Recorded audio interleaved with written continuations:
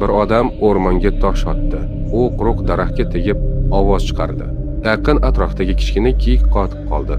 Ehtiyotkorlik bilan atrofga qaradi, o'tlarini chaynadi va keyin xotirjamlik bilan o'rmonga qaytib kirdi. Lekin yovvoyi cho'chqa o'sha ovozni eshitib birdan quturdi. U baqirib har tomonga otila boshladi. Butalarini yorib o'zini hammaga oshkor qildi. O'sha payt ovchi o'q uzdi.